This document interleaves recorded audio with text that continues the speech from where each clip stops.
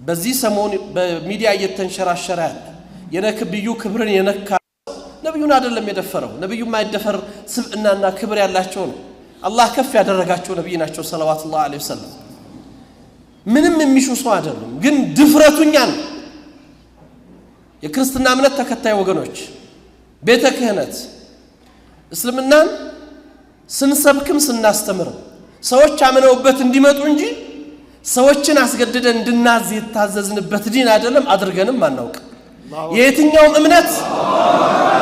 የየትኛውም እምነት ክብር እንዲነካ አንፈልግም። ያም የታዘዝነው በቁርአን ላይ ነው።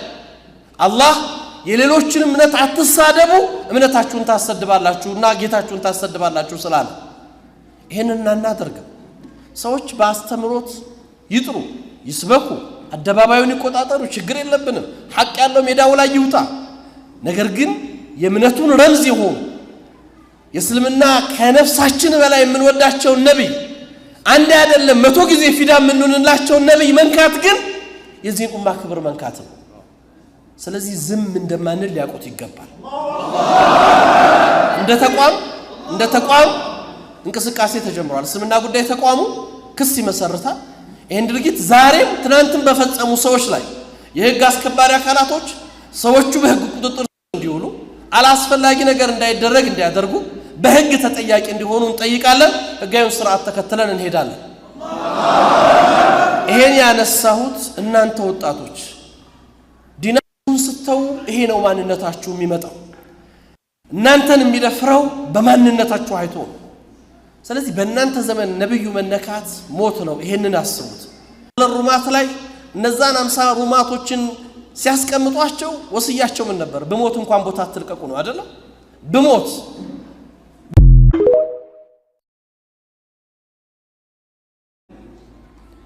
በዚሁ አጋጣሚ ይሄንን መልእክት ማስተላለፍ ፈልጋለሁ ለሚሰሙት ሁሉ። በዚህ ሰሞን በሚዲያ እየተንሸራሸረ ያለ የነብዩ ክብርን የነካ ነብዩን አይደለም የደፈረው። ነብዩ ማይደፈር ስብዕናና ክብር ያላቸው ነው። አላህ ከፍ ያደረጋቸው ነብይ ናቸው ሰለላሁ ዐለይሂ ወሰለም። ምንም የሚሹ ሰው አይደሉም። ግን ድፍረቱኛን የክርስትና እምነት ተከታይ ወገኖች ቤተ ክህነት እስልምናን ስንሰብክም ስናስተምርም ሰዎች አምነውበት እንዲመጡ እንጂ ሰዎችን አስገድደን እንድናዝ የታዘዝንበት ዲን አይደለም። አድርገንም አናውቅ። የየትኛውም እምነት ክብር እንዲነካ አንፈልግም። ያም የታዘዝነው በቁርአን ላይ ነው። አላህ የሌሎችን እምነት አትሳደቡ እምነታችሁን ታሰድባላችሁና ጌታችሁን ታሰድባላችሁ ስላለ ይሄንን እናደርግም። ሰዎች በአስተምሮት ይጥሩ፣ ይስበኩ፣ አደባባዩን ይቆጣጠሩ፣ ችግር የለብንም። ሐቅ ያለው ሜዳው ላይ ይውጣ። ነገር ግን የእምነቱን ረምዝ ይሁን የእስልምና ከነፍሳችን በላይ የምንወዳቸው ነብይ አንድ አይደለም 100 ጊዜ ፊዳ የምንሆንላቸው ነብይ መንካት ግን የዚህ ኡማ ክብር መንካት ነው። ስለዚህ ዝም እንደማንል ሊያውቁት ይገባል። እንደ ተቋም እንቅስቃሴ ተጀምሯል። እስልምና ጉዳይ ተቋሙ ክስ ይመሰርታል።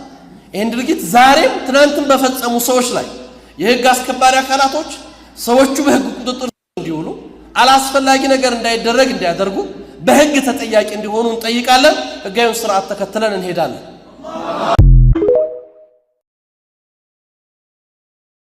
ሙሐመድ ሰለላሁ ዐለይሂ ወሰለም ለሙስሊም እህትና ወንድሞቼ በምድር ካላቸው ነገሮች ሁላ የላቁ የገዘፉና የተከበሩ እንዲሁም ማይነኩ ውድ ነብያቸው ናቸው። ተነግሮኝ እንዳይመስል ኖሬ ያውቀዋለሁ። የቃሲም ልጅ ነኝ። ቢመርህም ሂስህን ዋጠው አከተመ። ርቄው መሄድ እንጂ የመንገዱም ብርሃን የእርሶን ክብር መንካት። ነብዩ ሲነኩ ሰለላሁ ዐለይሂ ወሰለም ሁሉም ሙስሊም ይቆስላል፣ ያራል። እርግጠኛ ነኝ ሂጃብ ማትለብሰው እህቴ ብትሆን ሰላት ማይሰግደው ወንድሜ ቢሆን ወላሂ ምዬ ነው ማለት ወላሂ ነብዩ ሲነኩ አይደራደርም።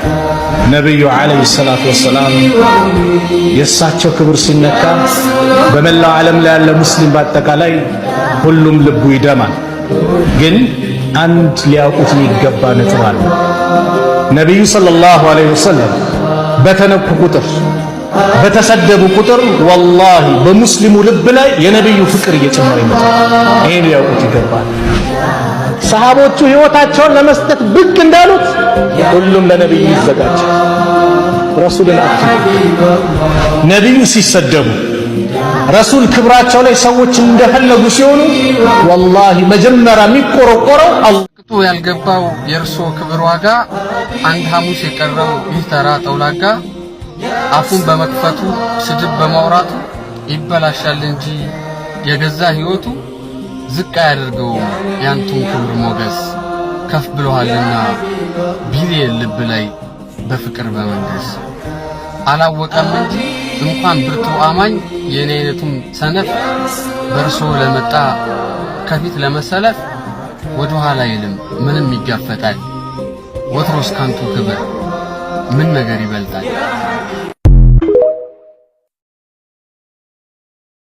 ዛሬ ሙሐመድ